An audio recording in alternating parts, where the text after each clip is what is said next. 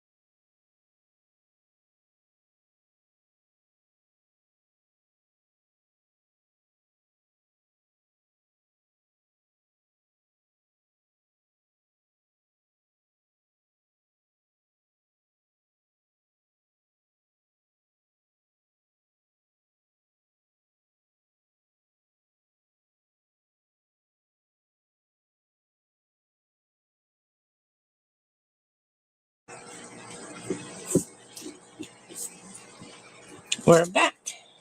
All right. That's taking forever, but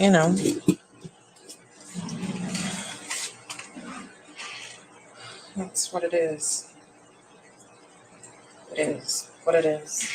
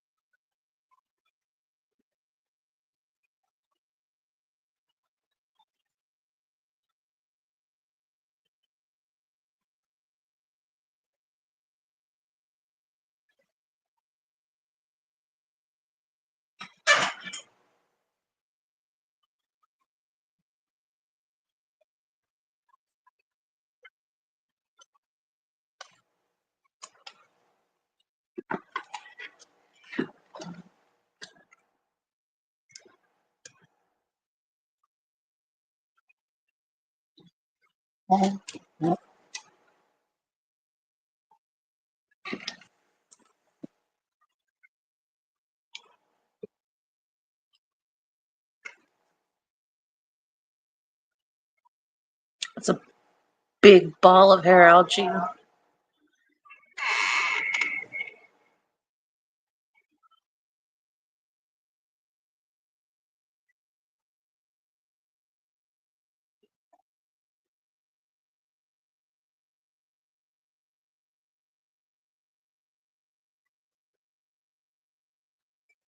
I said that's a big ball of hair algae. Right there.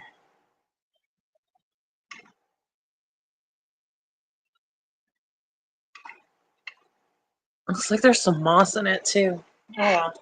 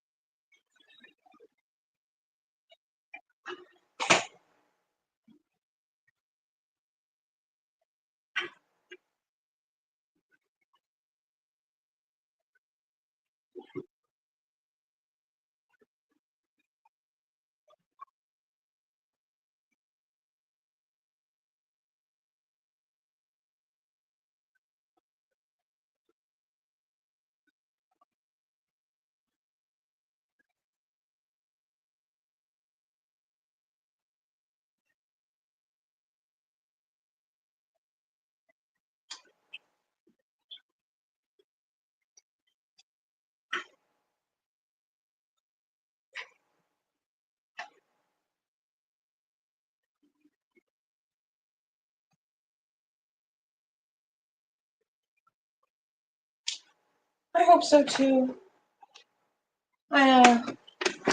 I got everything where like people can come up and chat uh, through StreamYard. hoping that it would get more people in. I don't know.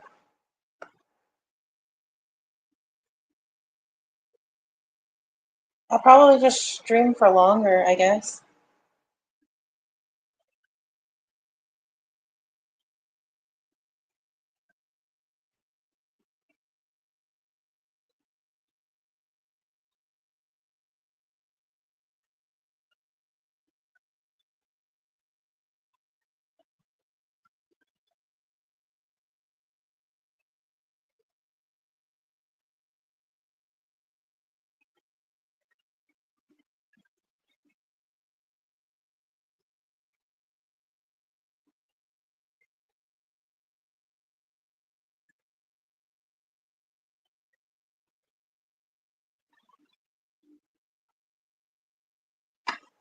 The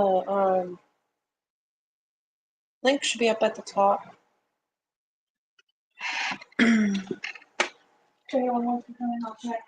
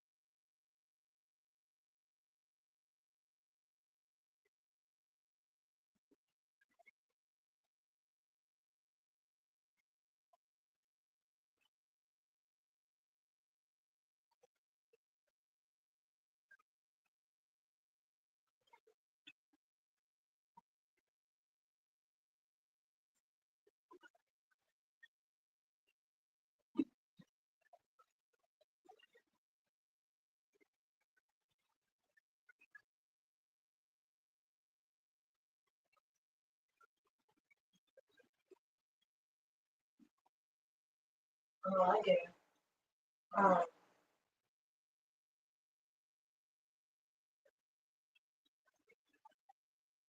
I don't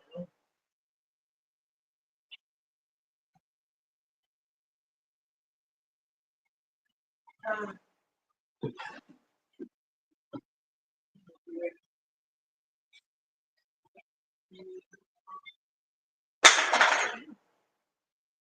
dropping things.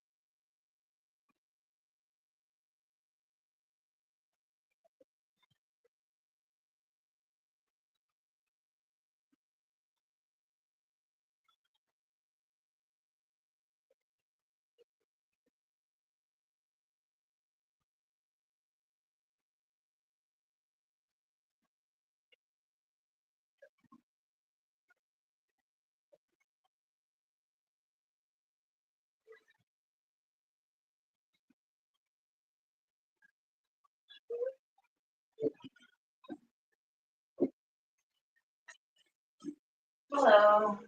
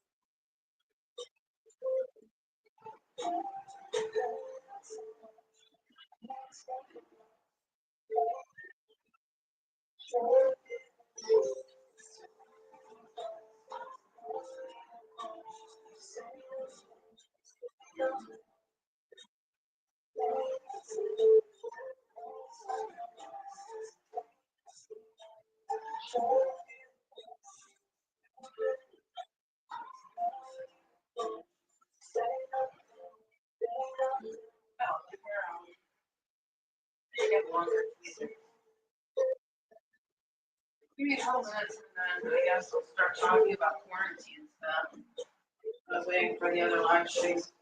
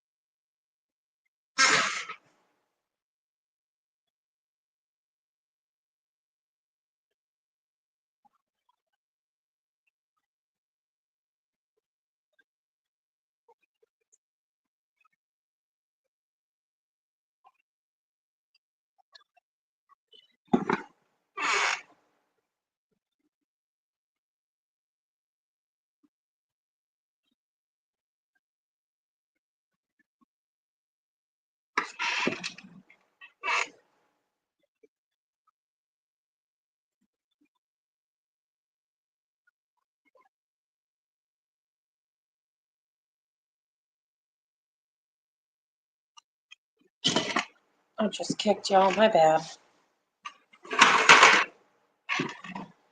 Okay.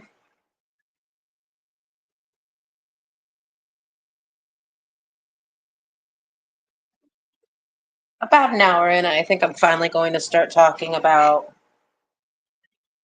quarantines.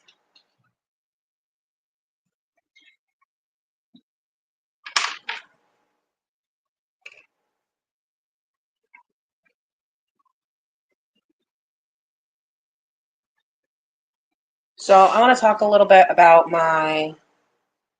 why quarantine is important, my process, and um, all that.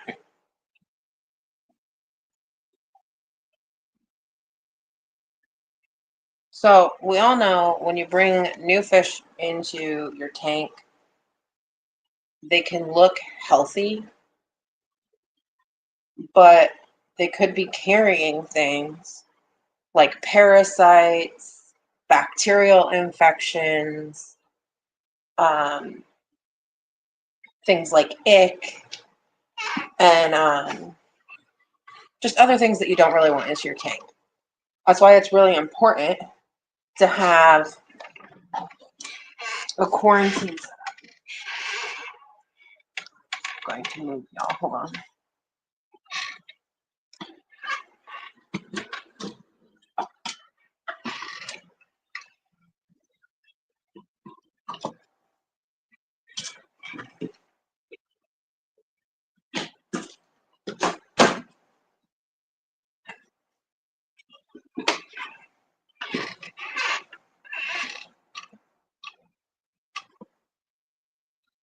All right.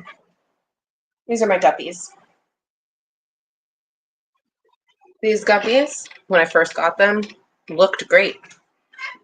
They had no signs of any issues until a couple of days in, where they started dying. It was maybe a week that I had them, and I got my first death, then my second, and my third, and my fourth, and my fifth, and my seventh, and so on and so forth, until I had about a total of 15 deaths in this tank. If I didn't quarantine and put them straight in with my other fish, those issues could have gone to my other fish. Now, I still don't know exactly what they had, but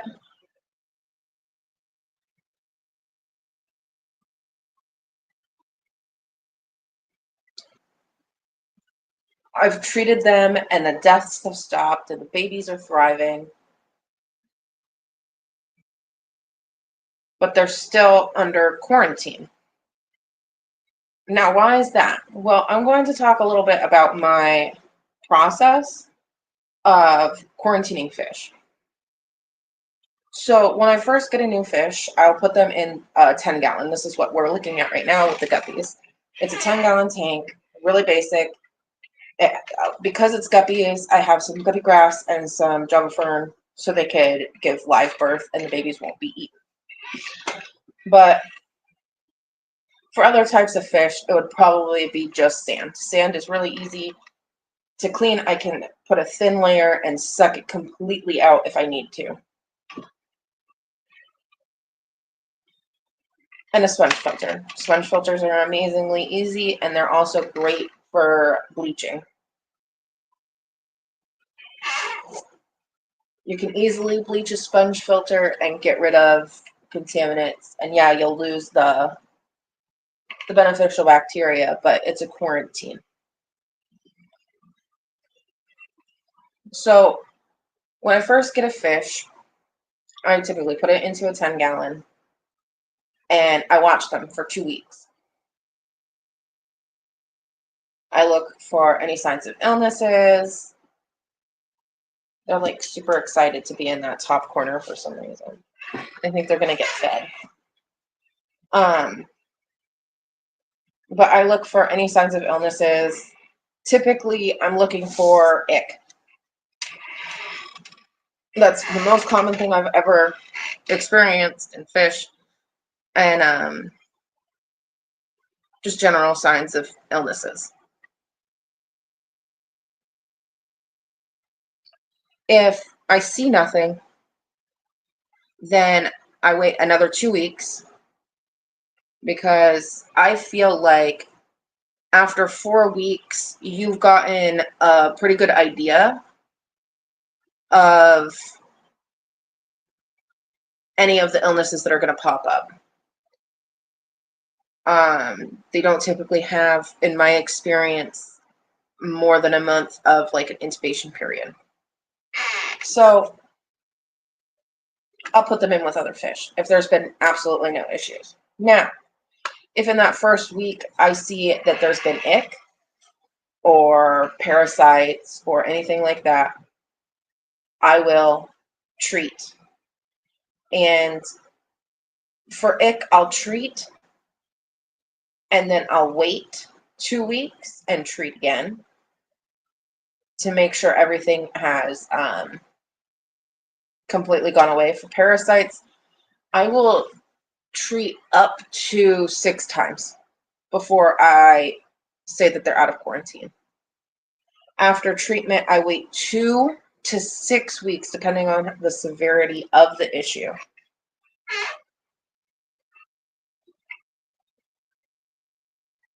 And I don't wait for 2 weeks and then treat.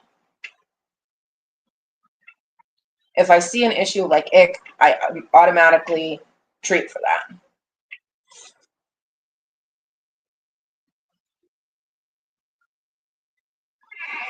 With parasites, as soon as I see anything hanging out of their fishes have cloacas, right? That's what they're called in fish too. I believe so. So I'm going to go with that. Somebody can correct me if I'm wrong. If I see anything hanging out of their cloaca, I will treat for parasites. And there's an obvious difference between parasites and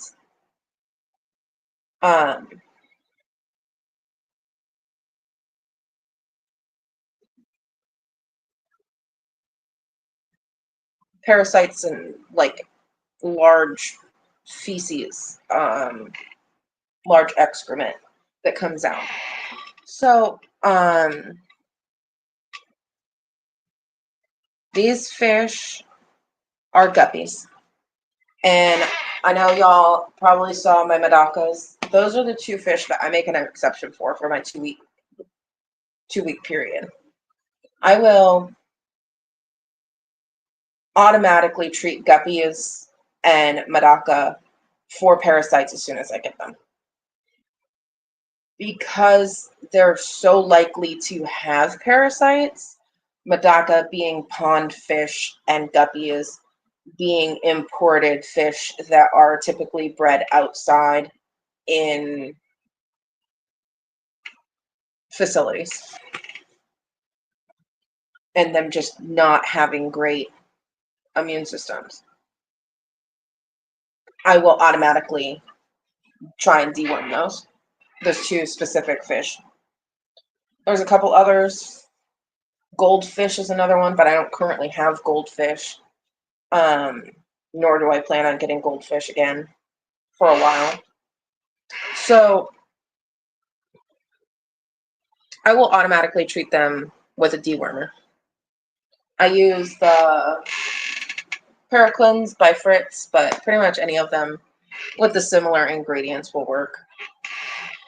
I'll treat, wait 2 weeks, treat again. I have my,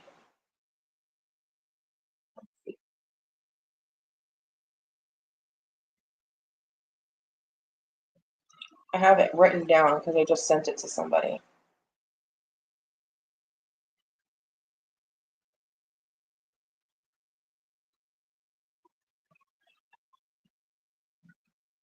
First dose sessions. So I do 2 dose sessions. First dose session, I'll dose, wait 1 week with no water changes, do a 25% water change, dose again, wait 1 week, do a 50% water change, wait 2 weeks, then do the second dose session, which is dose, wait 1 week with no water changes, do a 25% water change, dose, wait 1 week, and do a 50% water change. I'll wait another 2 weeks and see if I have to redose. So I dose them to kill the worms, and then I dose them, do a second dosing. So the first dosing session is me killing the worms, like the adult worms. The second dosing session is to kill the eggs. And I'll keep doing it if I see worms. And I like to do it at least 4 times to completely get, like, so the dosing sessions.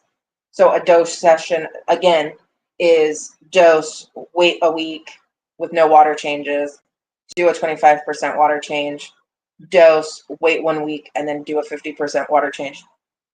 That is 1 dose session. So I'll do 4 of those dose sessions to get rid of those parasites. Like I said, a lot of these Medaka and these guppies have these issues. So as soon as I get them, I start them on this. After the first dose session, if they have another problem, I'll treat that during that 2-week period. Unless it's a medication I know works well with the medication that I'm using. So if I see that they also have a bacterial infection, or if they have skin issues like ick or scabbing or abscesses, I'll use another medication that I know works well with the medication that I'm using. So, and that's a basic rundown of how, when I first get a fish, I treat them.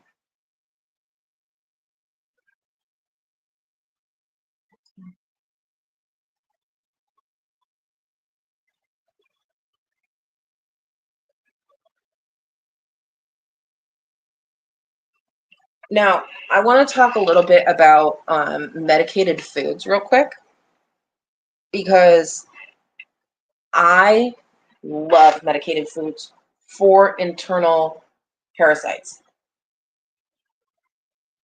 I will buy flake foods that have the medication inside them. I get them from a goldfish company. They work fine for my guppies and my Medaka. I've used them with Gambusia and least killifish. I've used them with green neon tetras. I've used them with betta fish, and I've had no issues. Now, I like using them during the first 2 weeks, with the exception of the Medakas and the guppies. I like to get something into, no, with the, talking about the guppies and the Medakas, not excluding them. That's exactly what I'm talking about. I like using the medicated foods along with the liquid, because I'm sorry, the powder.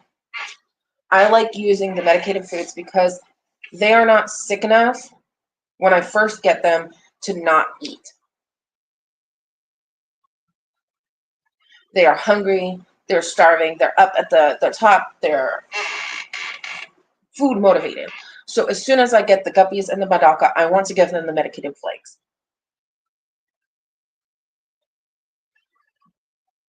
I put them in, just enough. I do very little so I can make sure that they're actually eating them and they're not sinking to the bottom. I'll stick my whole hand in the water and make sure that the flakes are all soaked through. I'll put them right in front of their little faces. If they're not interested in the food, I will take tweezers and I'll shove them in their little faces, especially the Medaka and the guppies, because with these two fish, they're not very bright. So you kind of have to, if they with the flakes, they have to be motivated enough to eat them. So I will basically shove these down in front of their face so they can see them and they can eat them. As soon as that they realize that it's food, they'll eat them. I've never had problems with the Medaka or the guppies eating the medicated food. I like garlic. I will take garlic paste and I will put it in my tanks and have the fish eat them. So if I'm not eating the garlic or the medicated flakes, sorry, I will feed them medicated flakes for one feeding. So if I feed twice a day, I'll feed them garlic like in the morning and I'll feed them the medicated flakes at night. I like to do this so they get the medication inside their system and they're pushing those parasites out.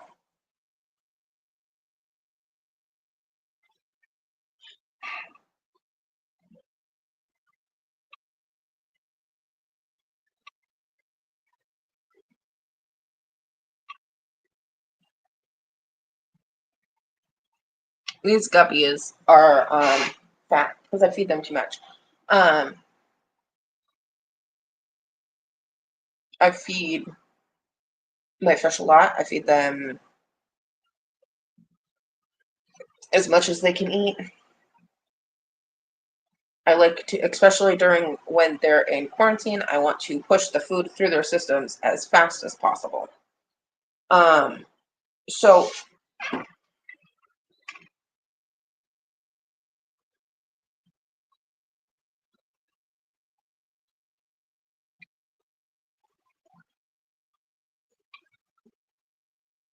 these guys are getting their last dose in their last dose session of Paracleanse. With guppies, I also add salt. I feel like the medication roughens their gills. Also, if you can see, I have some weird guppies. I have this one male guppy and this one female guppy. They both have swim bladder issues, but none of their offspring do. So, I'm gonna guess that it's injury based. But if I do find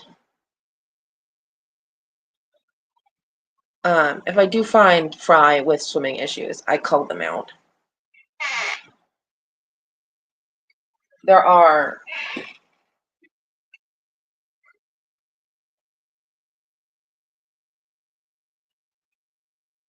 hundreds of little fry in here. I like feeding these guppies a lot so they don't eat their fry. And honestly, I do not feed the fry anything different than what I feed the adults. With guppies, they kind of like chew and spit out the food and chew and spit out the food, and then the fry will eat them. Also, if you can see in the sponge filter, since I have, I'm looking at a guppy fry, has an interesting behavior. Is scooting across the sponge filter. I'm gonna have to keep an eye. It might have a swim bladder issue and need to be fed to another fish.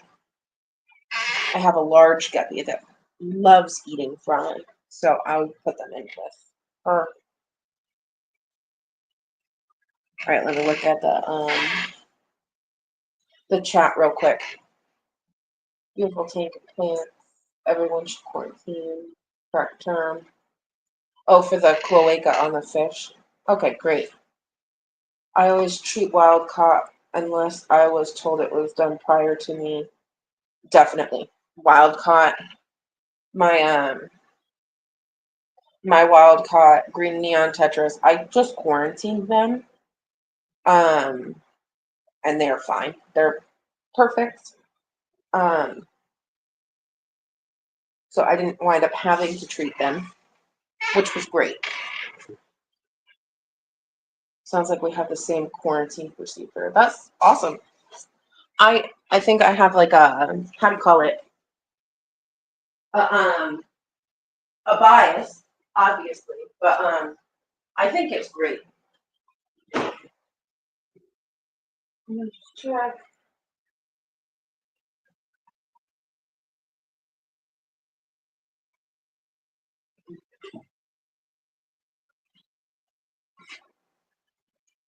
An hour and 15 minutes.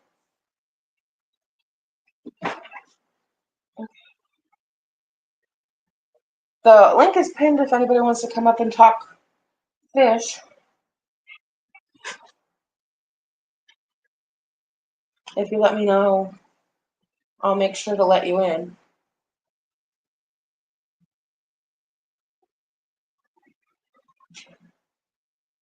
Let's see.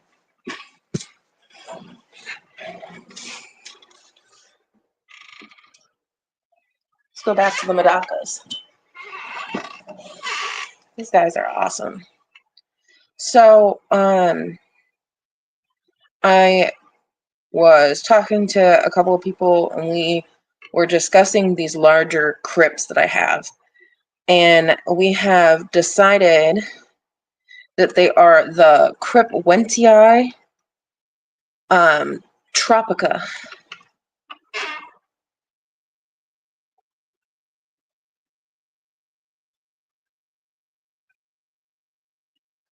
And that's hair algae in the background. And in the foreground, I don't mind hair algae anymore. This tank crashed in October. I was doing the DIY CO2 and it exploded and backed up into the tank and the system crashed and I had to take out all the fish. It's great.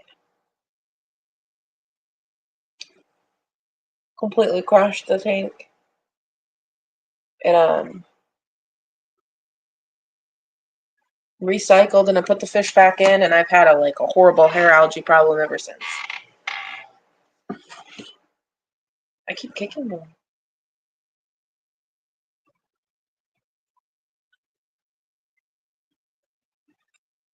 And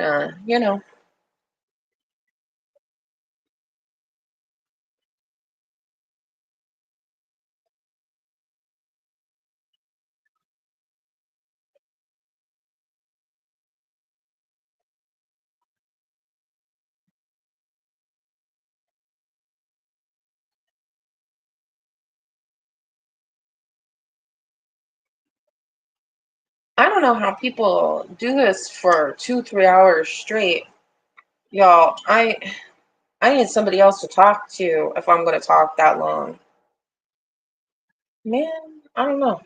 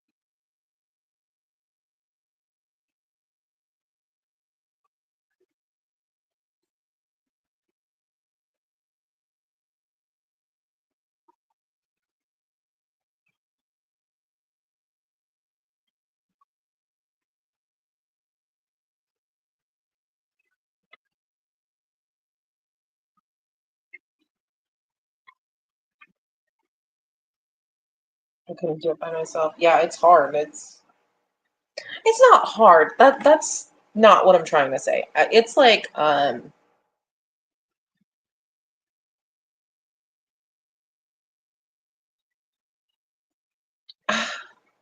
don't know how to word that correctly. It's just not fun, maybe. It's not fun to just talk to yourself.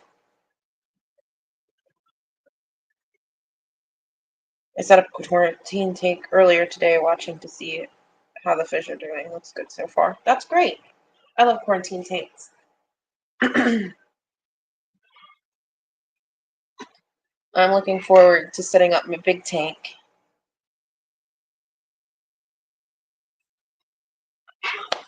I don't think a 10 gallon is going to work for big fish unless I get them small.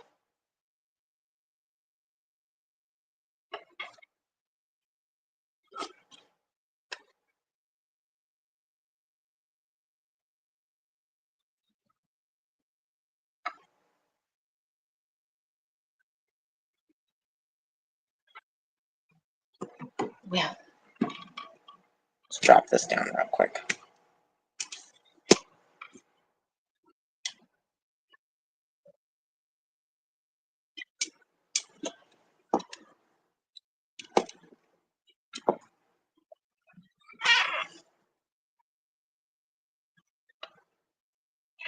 There we go. This is going to be my shrimp tank eventually.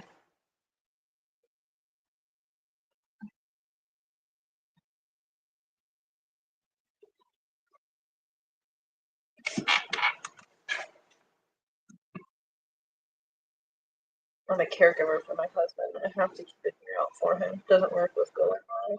Yeah, that sucks. I don't fully understand, but I partially understand. I was a caregiver for my ex who had severe seizures. He had the grand mal seizures. So if I was still with him, I don't think I would be going live because I would be constantly on the lookout to make sure that he wasn't having a seizure. Um,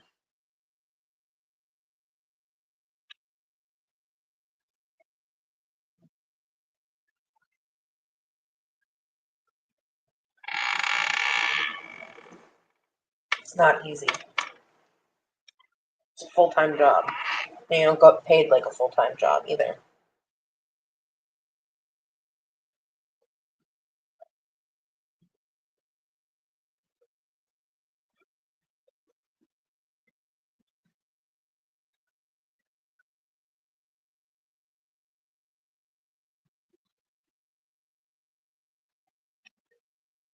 Got some snails in here. I need to pick them out.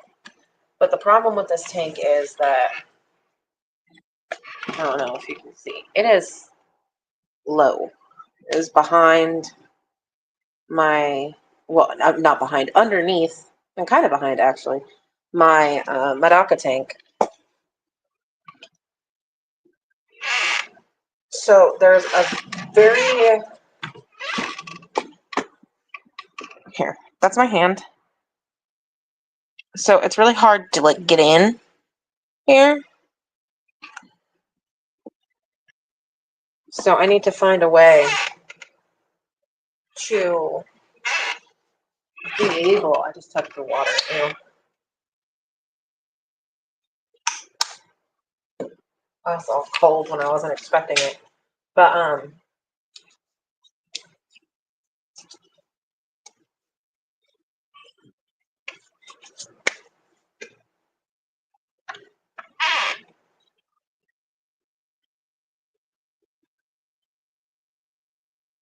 he had a stroke, paralyzed. I'm all he got. I'm all he's got. He likes the thing.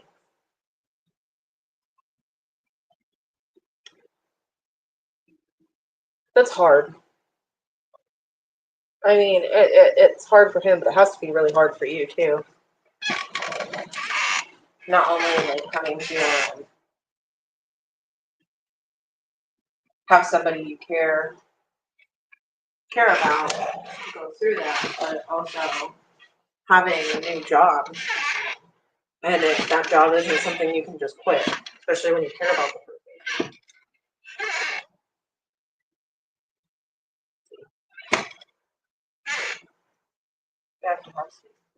Well, let's see if I can get y'all over here. This is behind the tanks.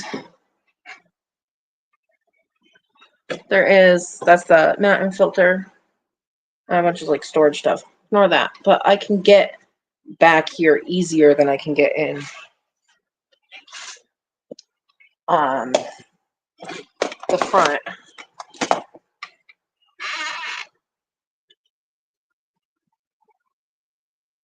That's good.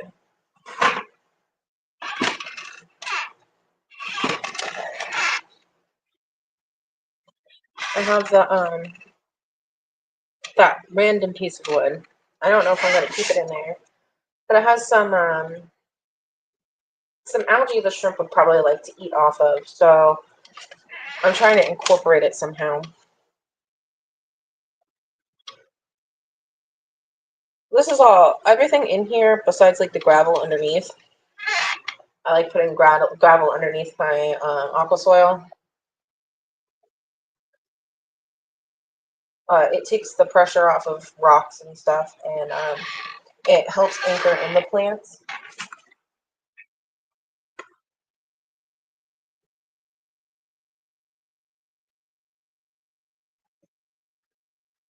So I like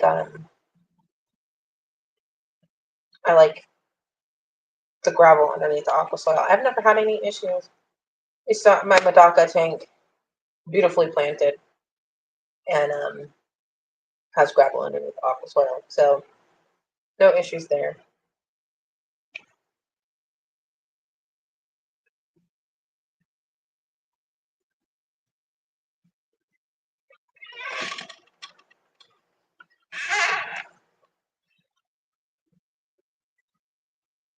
Finding an easy location utensils and hoses is a struggle. It definitely is. I didn't think it would be so bad, but let me bring y'all out of it. This is let's see. I don't know if it's light enough for y'all to see it. Let's see. That is cement blocks and wood. That's the stand. It's a cement block and a wood stand. I have this, and then I have that one over there too. So it's a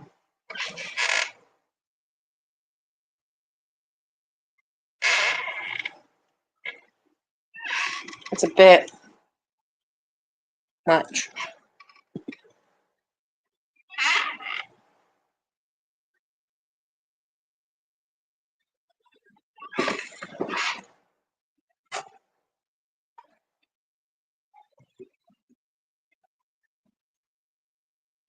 I like the way that I set up the other one where the guppy is and my coolie ledges are.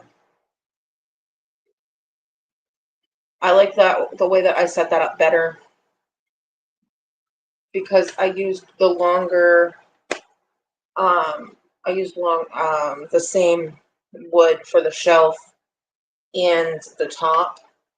I just wood glued two pieces together to make it thicker. I have had no issues. So I have like that back part where I can put air pumps and I can hide some stuff behind. And I could like have extra like storage space behind it. And then what I did is I plugged the extension like surge protector in underneath the shelf. So I have easy access to it because it's in the front. I can just pull it out. I can unplug and plug things in, and I can turn the whole thing off. So I like that that setup a bit better than having the surge protector on the shelf.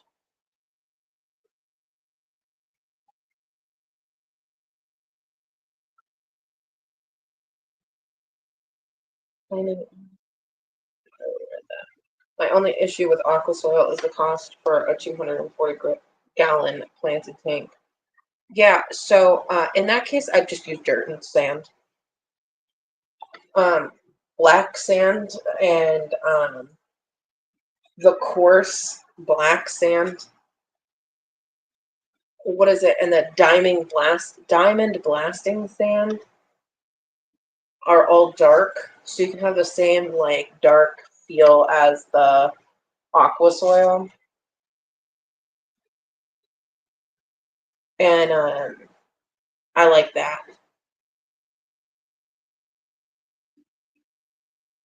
too. Um, and there's just standard sand. I'm not the biggest fan of like tan or white sand because of how dirty it gets. It's gross. So I have the sand that I use that for my quarantine because again I suck that up at the end of the day. I will put a thin layer and then just suck it up off the bottom. It is literally just so the mold doesn't get stuck to the bottom or like old fish food or anything. It's also I can see when it gets dirty and I can just replace it when needed. I have a thin layer of sand in with my coolies, and I'm gonna how do you call it add more, and then eventually I'll add more but in a darker color.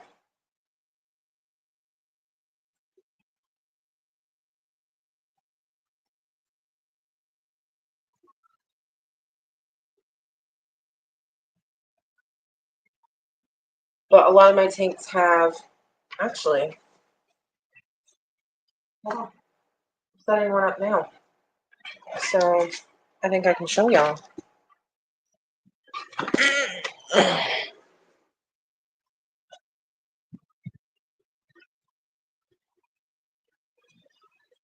Here we go. That is a 5 gallon that I'm setting up for my betta fish. And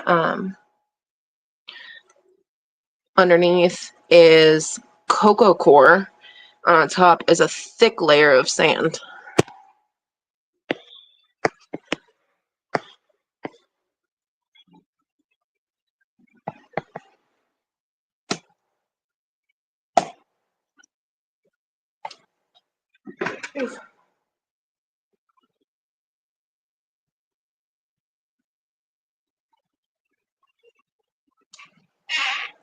Turn my flashlight off.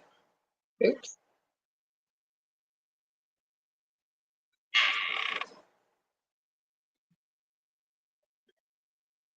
I like the coco coir. It's completely inert, but it takes the how do you call it, the root tabs. It takes it perfectly and distributes it really nicely throughout all the plants. So I'll put like root tabs through on the bottom, and I'll put the coco coir on top of that, and I'll put the sand on top of that.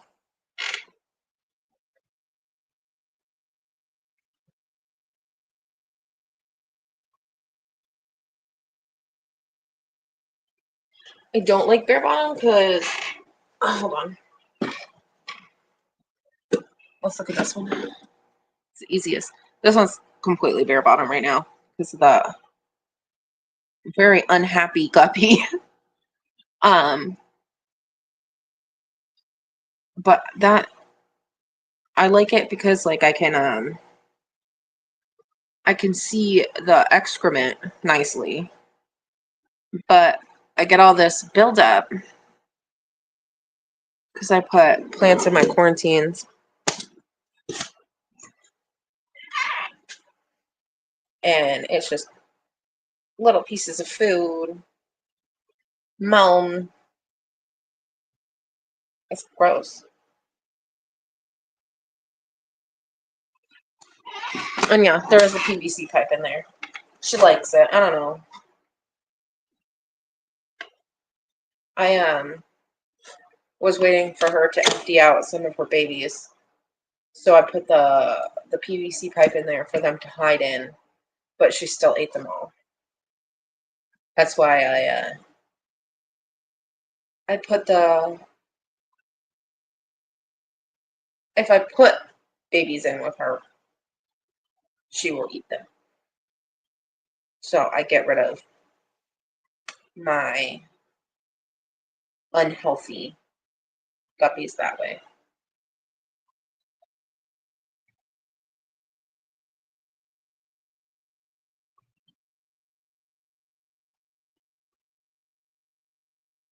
I'm going to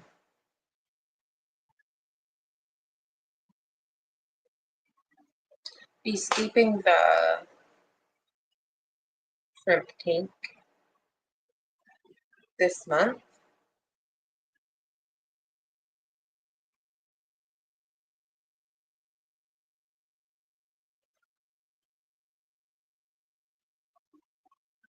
Must taste good. Yeah, I joke that she's having her sushi.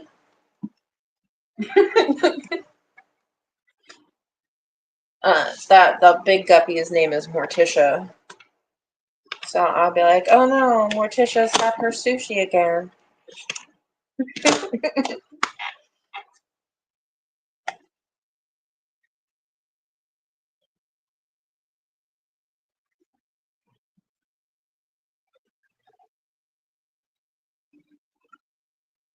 I've been testing out this food from Amazon.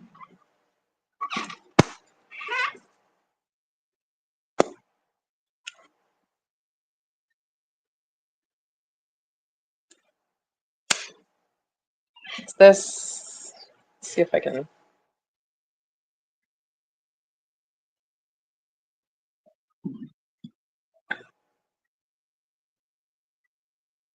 It's the Ultra Fresh Shrimp Delight Royal Guppy Mignon Pellet floating type.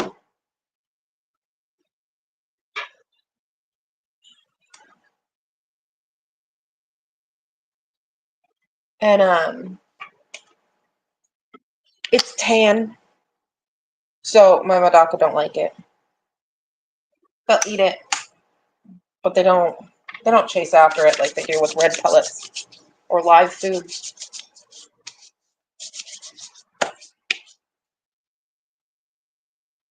So the green neon tetras don't like it. The betta doesn't like it. The gambusia, the least killifish, so the mosquito fish, excuse me, the mosquito fish love it.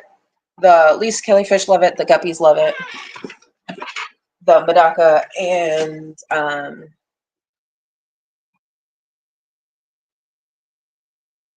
green neon tetras don't.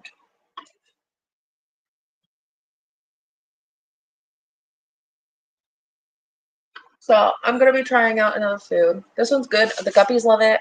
I don't have any problems with the ingredients or anything. It doesn't smell bad like some other foods.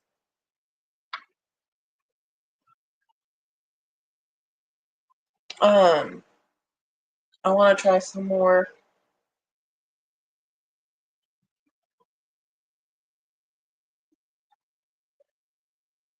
Let's see. I do like the variety of substrate you can choose. Yeah, me too. And I like that there are certain people out there that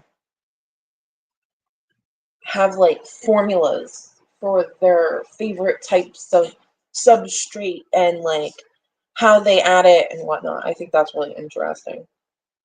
And like something that I wish more people would talk about. My Oscars wait till regulars, then it's snack time. Yeah. That's a really good food brand. I use several varieties. I heard good things about them. I I'm more of a one food for everyone kind of person because I mean, I have Medaka, I have green neon tetras, I have betta fish, I have again the mosquito fish and the least killifish. I have coolie loaches. I think that's it. Medaka guppies, coolie loaches, betta fish, green neon tetras, gambusia, which is the mosquito fish, and the least killifish. So I have 7 types of fish, and they're all the small fish, except well, the coolie loaches are long. Um, so especially because I feed live foods a lot. So when I'm getting a pellet, I want to be lazy with it. I just want to throw it in all the tanks and everybody eat it. Ouch. So like yeah, I use the when I'm not feeding the coolie loaches worms, I'll use the Hikari bottom feeder tablets, and then typically I will feed everybody else the Hikari nano food thing. And then I have crab cuisine and shrimp cuisine for my snails.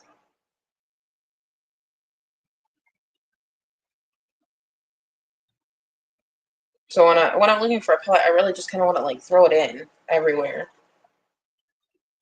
Because like I said, I do the live foods, so the worms and um baby brine shrimp. Although I did stop feeding my Medaka baby brine shrimp because they will engorge themselves with it and get all sick and float at the top. What I do feed the Medaka is flightless fruit flies, and I chop up red wigglers. All fish love red wigglers, especially when you chop them up.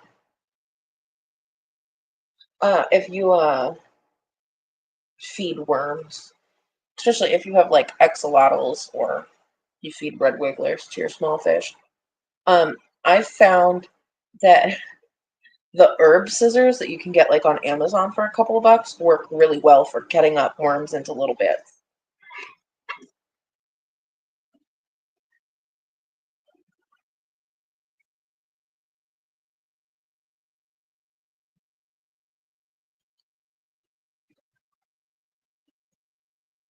It's funny to see every fish not eat food.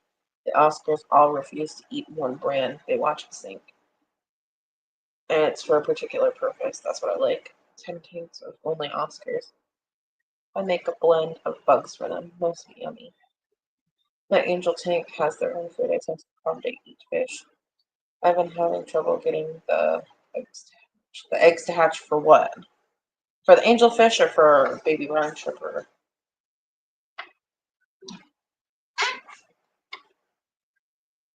How do angelfish breed? I've never owned an angelfish before.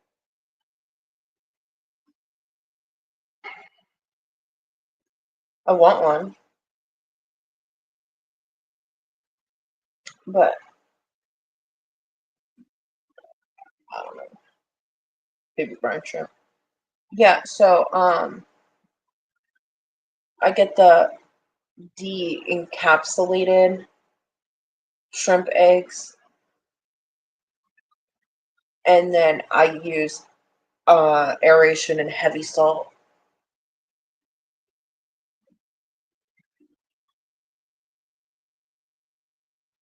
They lay eggs sideways. That's interesting. I want one of those wild mouth brooding betta fish so bad. I want a pair.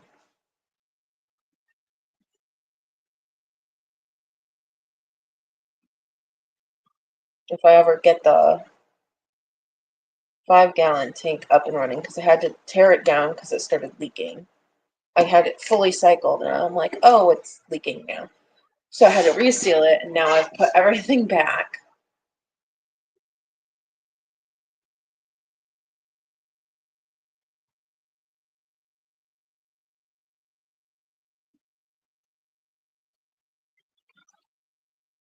My local fish store will sell fresh baby brine shrimp to me. Well, they don't sell it to anyone, but to me because I'm there. They also sell black worms and other live foods. I'm going to go there on a not this week, maybe next week I'll go. They do sales for like every holiday, so maybe I'll go on Valentine's Day and pick up some things when they have their sale.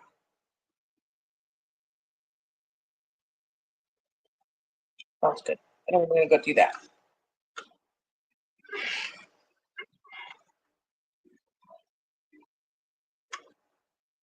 The hubby likes angel tank. He always tells me what they've been up to. I miss like goldfish and stuff, like the fish that like you can like walk by and they'll all look at you. Like a lot of these small fish just don't do that.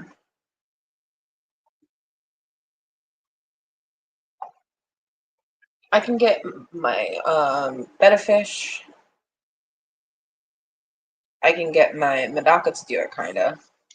But it's more that they want food. They don't care that you're walking by. I like angels and a lot of the that type of fish.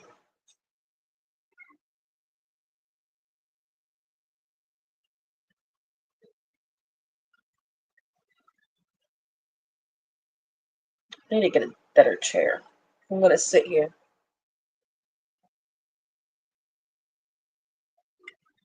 Yes, that's my Oscars. Always at the front glass. I love Oscars. I just don't have Oscar room.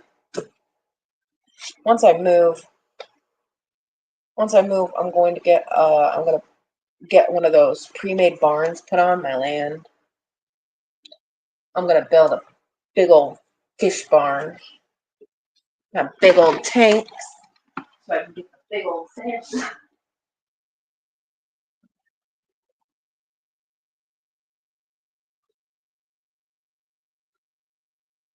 It'll be great. I want, I want dojo loaches. I want Fisher. I want Oscars. I want how do you call it? What are those? The really really big angelfish. I think they're the Alton angels. Really big ones. Or is it the something with an S? Whichever the big angelfish is. And I want a huge tank of uh, nanofish. And I want like different types of biotopes.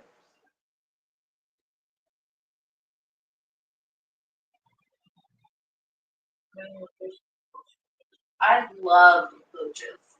I love loaches of all kinds. Little, from coolie loaches to Hillstream loaches to big dojo loaches. I love them all.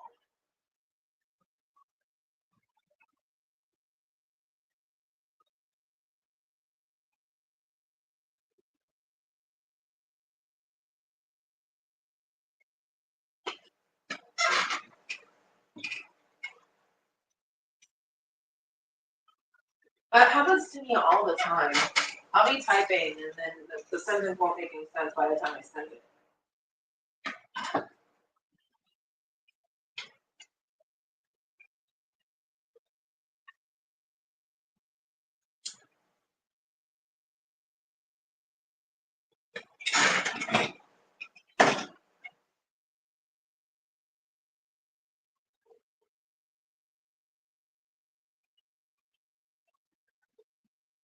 I think like a lot of the loaches, they just.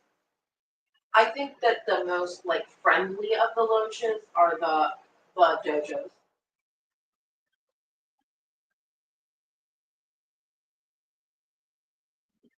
I see a couple of people who like will put their hand in their dojo loach tank and they'll like clumsily like ball swim into their hands. It's so cute.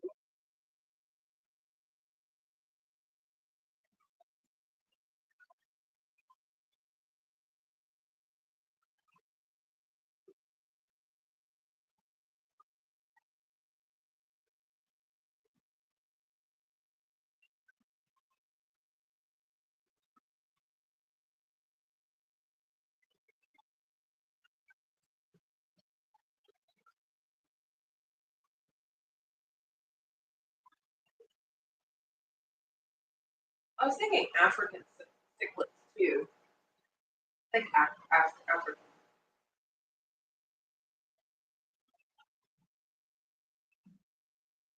Okay, I showed my quarantine and tiny Oscar. You know, my biggest thing is if you have a fish that is sick, they don't need a ton of growth. The main purpose of that tank is to get them to feel better before they can go into their big. So anybody that says anything really doesn't know what they're talking about. It's not forever. It is to treat the fish, make sure that they're okay, monitor them, and then move.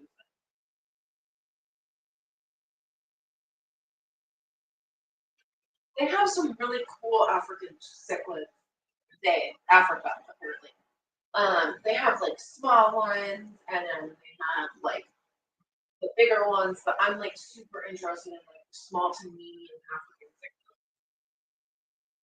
Another thing that I would like are the croaking gourami and the sparkling gourami are things that I'm looking into now.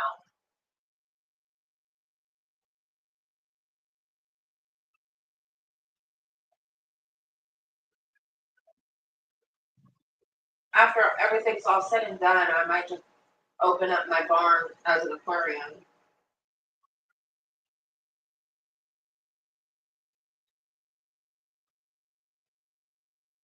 Exactly. The never take isn't ready yet. I have to raise them.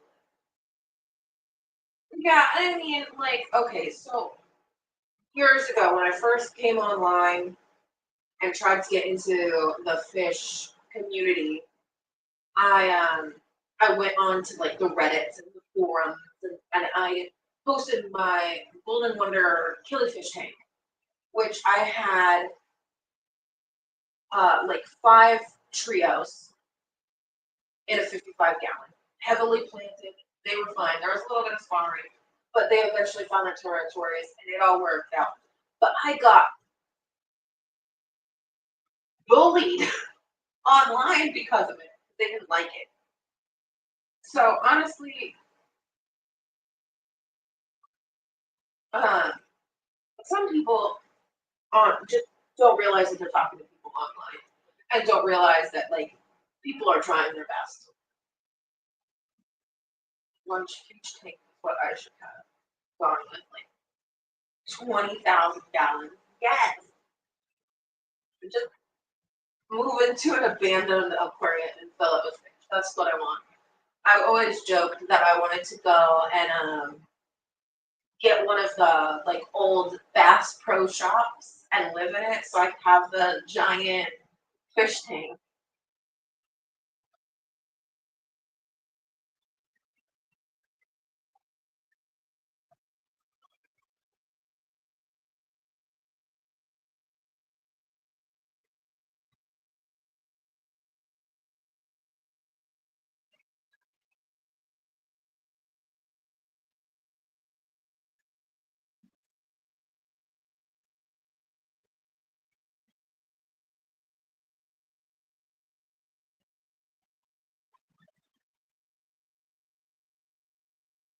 Exactly. And like there was like a big debate on like how big does a betta tank have to be?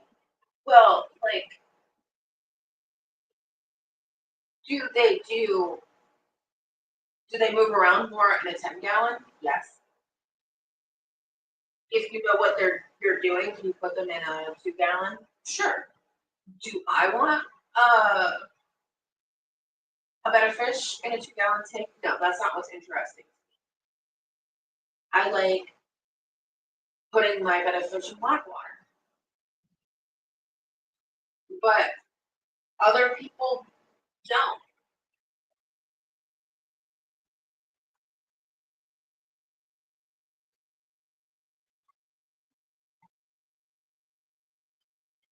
Talking about saltwater online scares me. The first Oscar I saw was in a saltwater tank. I mean, if it works for them, I don't know how I personally could put an Oscar in a saltwater tank, but obviously it was working for them. My Medaka, I can transition them really easily into saltwater. Medakas have this amazing kidney function. So they can easily transfer from fresh to brackish to saltwater.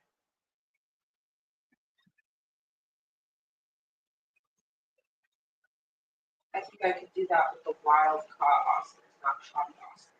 I think that all wild caught fish in general are more hardy and more like resistant to changes because how else are they going to live in the wild? Like they have like, in my opinion, superior health. They can deal with the fluctuations in the cold. They can deal with water changes and spikes, and they can deal with all this stuff that um, that tank redfish cannot. And that's why a lot of my fish go outside in the summer.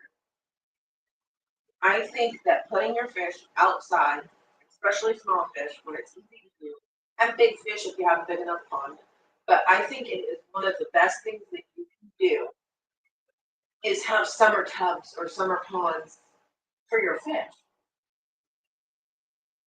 I also think that like the more that you keep your fish outside, the better that they look. Like the especially with bigger fish, they just get I call it suntan. But they get like a suntan, and they're like their colors brighten up, and they get like it's so beautiful. Agreed, better genetics. Yeah. Plus, the inbreeding is out of control. It is, and like people look at me like I have six heads, and I'm like, oh, I want to get fish. Um, I want to get fish from like the other side of the country because I know that they're not related to my fish, and I can add better genes into my breeding mix. Like, and some people just look at me like I'm crazy. I'm like, inbreeding, like, it is okay to a certain point in fish, but like, you're gonna want genetics from somewhere else eventually.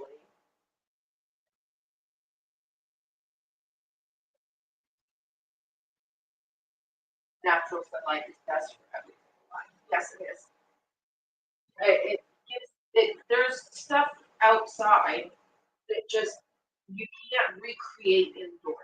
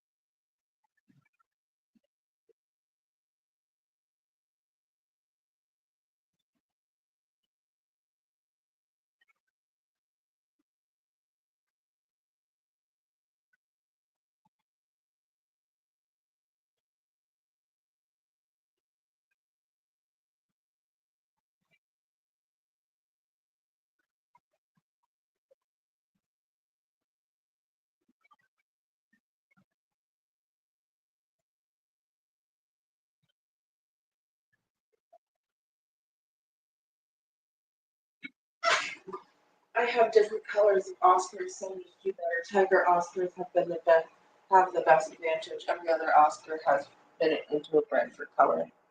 Yeah, I like Tiger Oscars. They're pretty. I think that up on my Instagram, I I have a drawing of an albino tiger Oscar.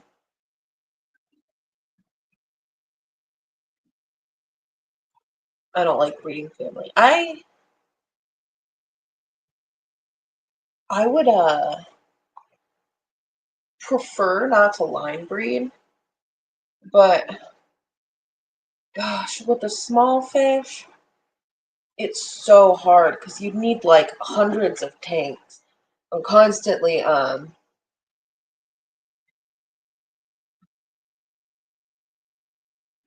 switching them out. Something exciting that I found is that one of my coolie loaches has a green tummy, which means she has eggs. All 6 species of Oscars are tigers. I know little to nothing about Oscars. I just think they're pretty. I like the one that has like the eyeball near their tail. I think that's really cool.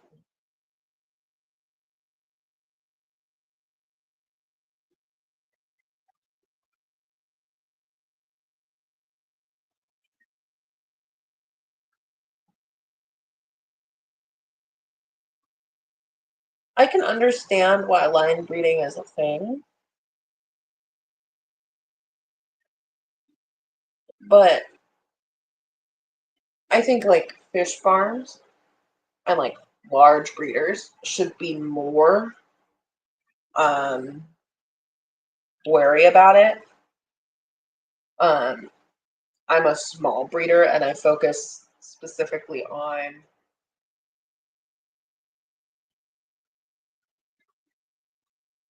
Medaka. There's this one in this tank that's swimming around. I want to take out and breed. It's a female. Let's see. She's right there. She's a small one in the background. It just went behind that leaf. And she has beautiful blues on her. I want to take her out and find her a male that has some blues and um get that line going. It's beautiful. And then I found some ram's horns. I have a long antenna and a short antenna white ram's horn snail.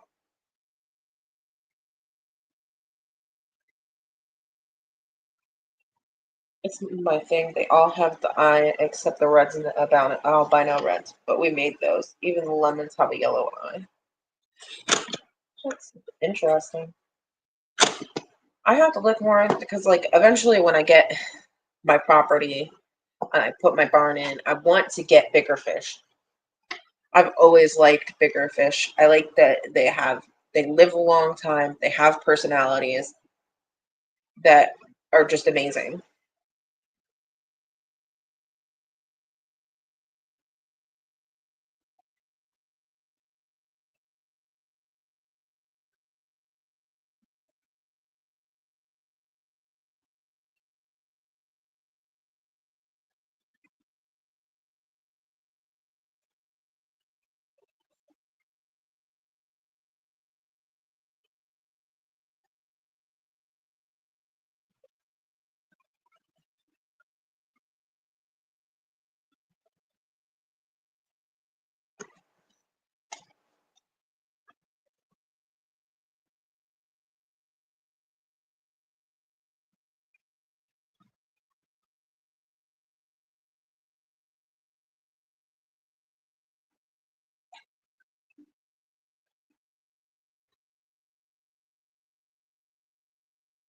That one Medaka just likes being completely vertical. It's eating something off of the leaves, and there's another one that's doing the same thing, eating something out of the sand, not sand, the soil. Such interesting little fish. I want to get some murites in here to clean up the green spot algae.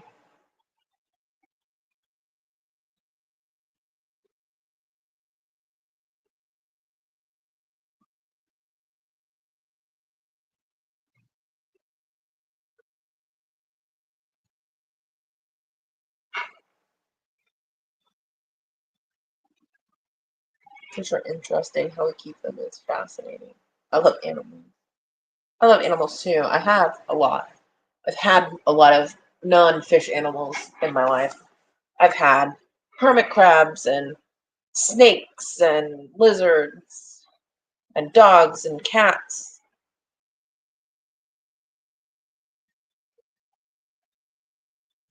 I had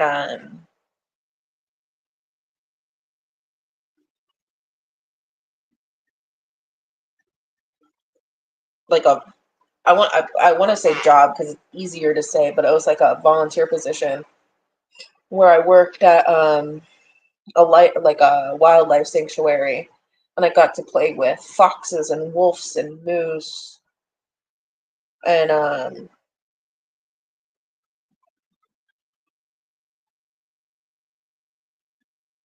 birds and bats. And I got to play with all the animals, and it was amazing. Never liked snails, but mystery snails are kind of different. I like Japanese trapdoor snails. I like ram's horns. And I have these weird snails in here.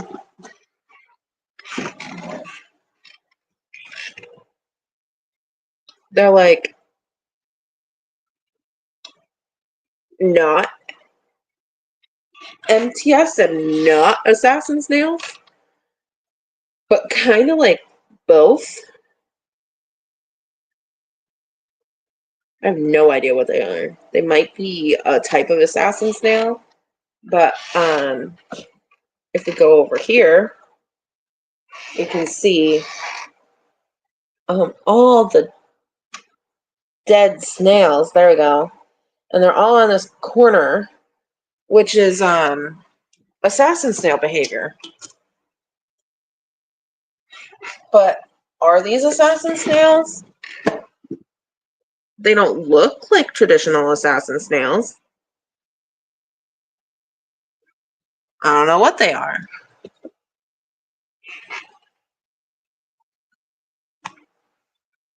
Well, MTS don't eat other snails, but they have striping, which MTS don't.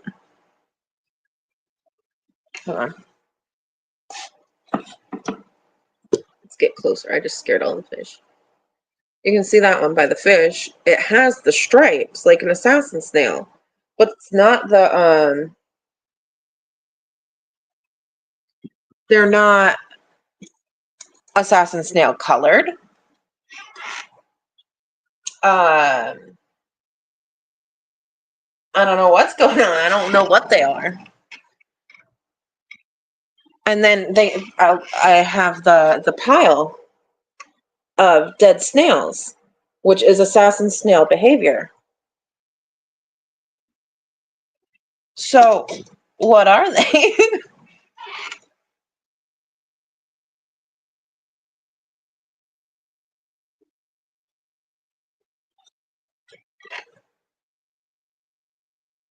So, in this tank, it is the unknown snail. It is ram's horns, Madaka, and there were bladder snails, but now they're all eaten and dead.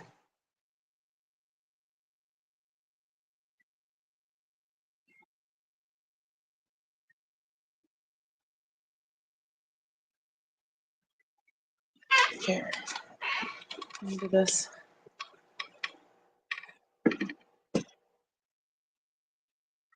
You see the striping on that line.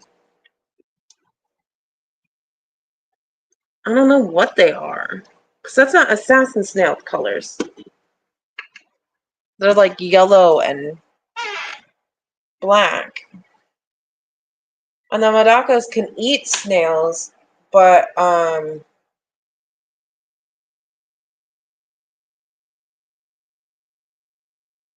not like that. They'd only eat the babies, like the really, really tiny snails. They won't eat them when they get the size that these shells are. And I don't know if you can see it back there. That is like a ram's horn snail. That's just the shell.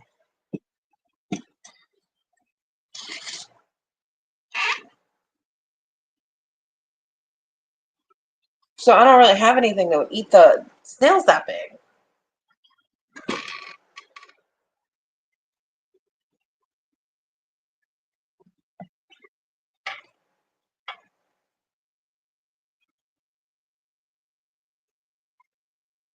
Hello, just one more fish.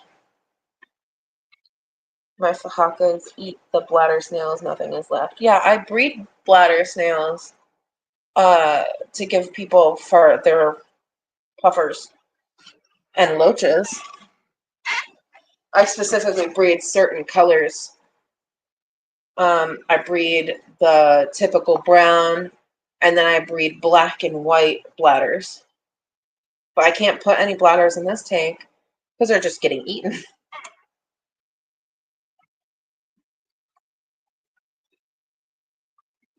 Maybe you've stumbled upon a new strain of assassin. Maybe. I don't know what they are. It could be just a snail that people don't have in tanks very often.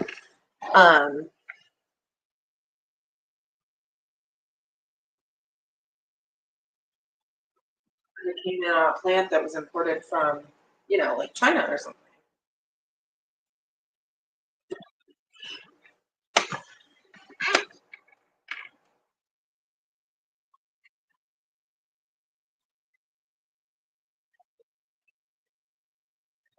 I'm not qualified to answer. My snail tank cracked yesterday. That sucks. I keep a lot of the snails in my other tanks. I have a 2-gallon jar that was supposed to be just for snails, but somehow Madaka found their way in there. And then I have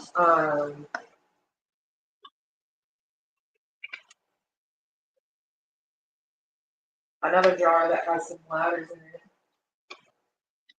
That's my swamp jar experiment.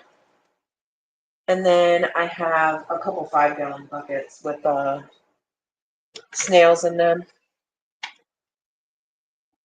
And then a couple of my little ponds outside have snails. I keep them in there year round. Sometimes with just like a couple inches of water.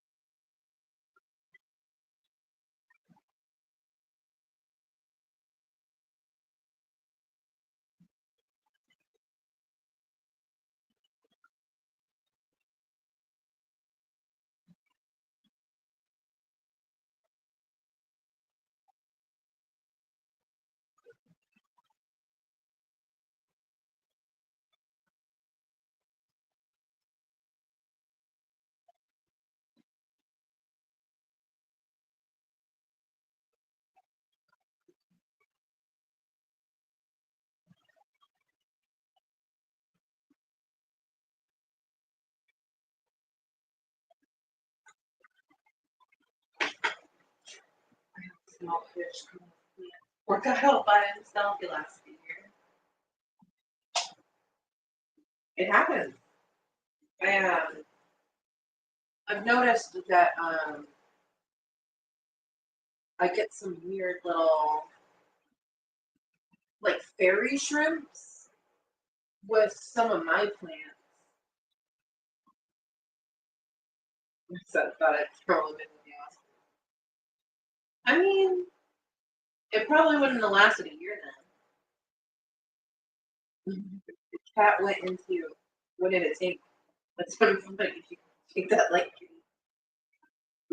cats are great. I love cats. I have a cat. Well, not here with me, but hanging out with my mom. And,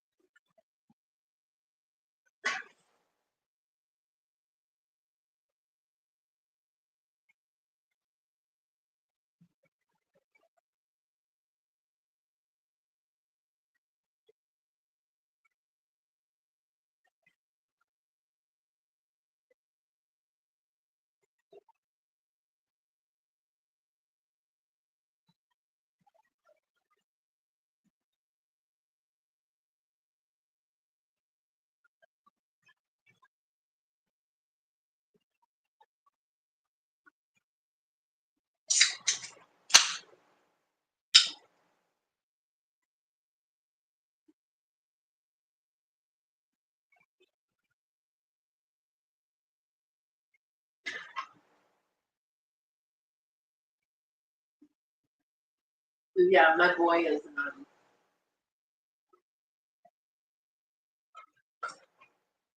diagnosed as not the smartest cat in the world.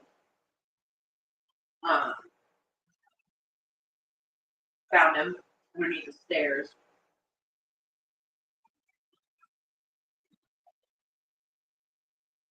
And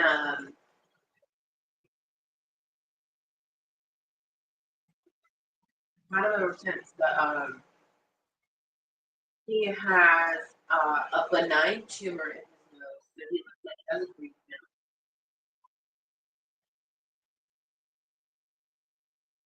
now. And he was born sterile.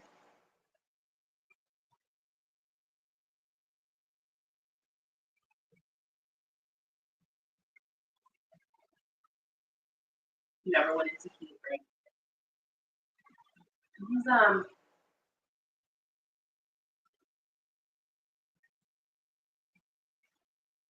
not the brightest cat in the world.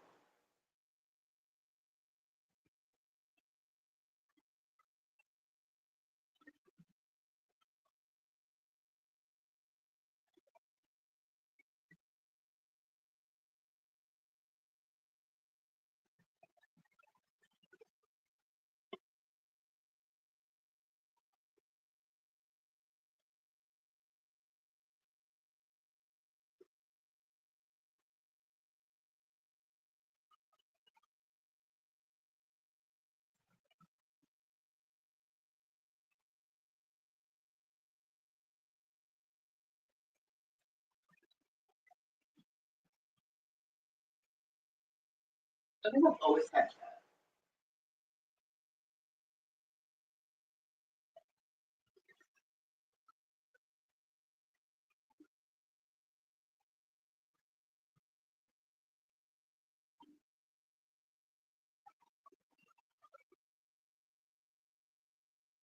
I used to have lots of cats. Bring cats outside here and rub them outside in the house during school. Some of them didn't leave.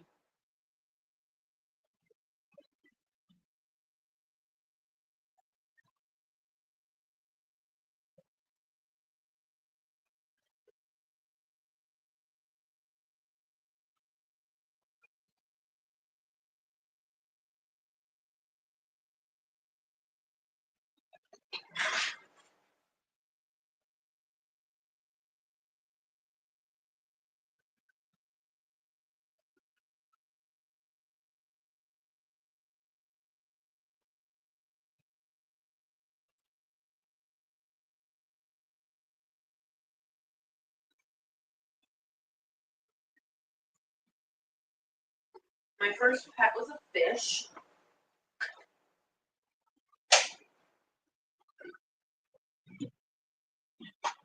And then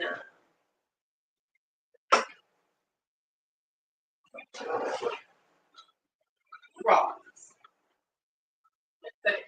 Frog.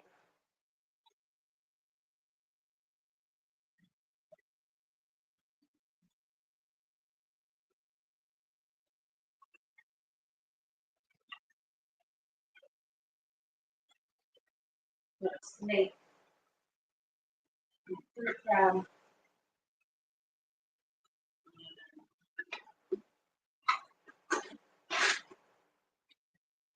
Cat.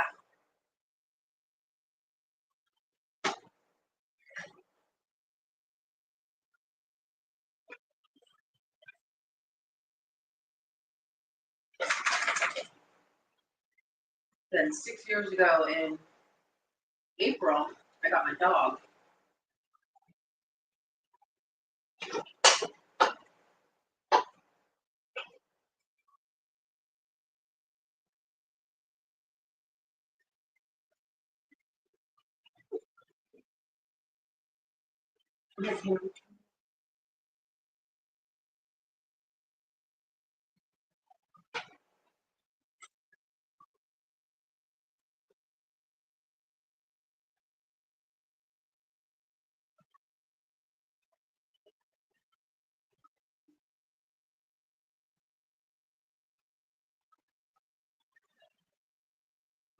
All right, y'all. I'm gonna head off. It's almost 12:30 in the morning. I have to finish up a couple of things and then head to bed. I have to be up in like 7 hours, 6, 7 hours. I'm looking for a spot somewhere this week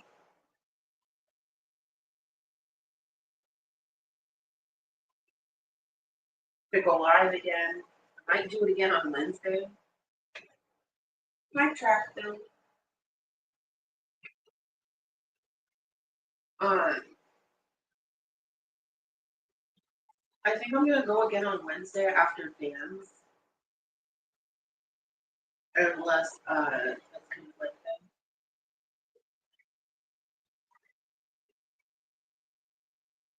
So it'll be 9:30 on Wednesday. I'll do a vertical.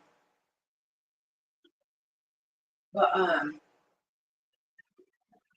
it was nice talking to y'all. See y'all Wednesday, and if not, I'll see y'all on next Sunday. All right, bye. I say as I don't know how to end this. All right, bye for real.